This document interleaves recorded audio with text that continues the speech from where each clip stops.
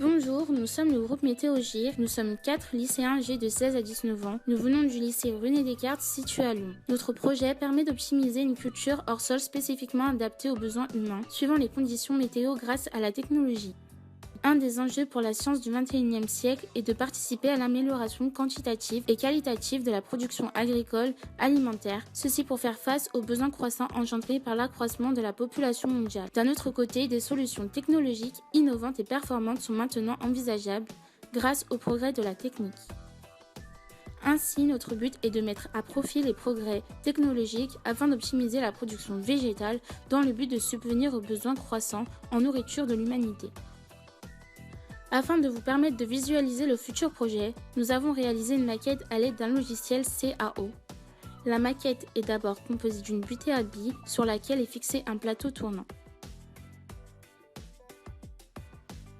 On peut voir ici la crémaillère qui permet grâce à un moteur et un pignon de faire tourner le plateau.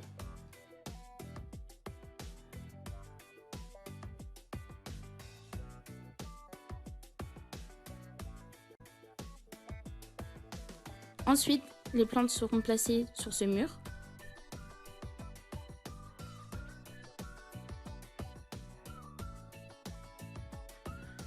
L'apport en eau sera réalisé au moyen d'un récupérateur d'eau et d'une pompe.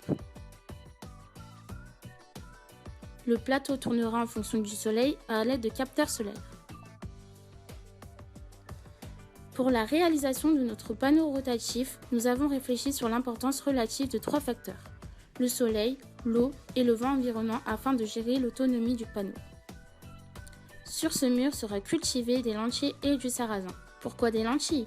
Leur index glycémique est très faible, environ 25 pour les lentilles vertes et 30 pour les lentilles brunes. Leur forte teneur en protéines végétales en font un plat complet, accompagné par exemple de légumes. Leur aminogramme, qui est la teneur en différents acides aminés, constituant des protéines contenues dans un aliment, présente toutefois un faible taux en méthionine, un acide aminé soufré essentiel, raison pour laquelle il est généralement conseillé de les associer à des produits céréaliers à base de blé, de riz, etc. C'est pour cela que nous avons choisi aussi de cultiver du sarrasin, car c'est une fausse céréale, il fait partie de la famille des polygonacées. Les protéines de sarrasin contiennent tous les acides aminés essentiels et possèdent ainsi une haute valeur biologique.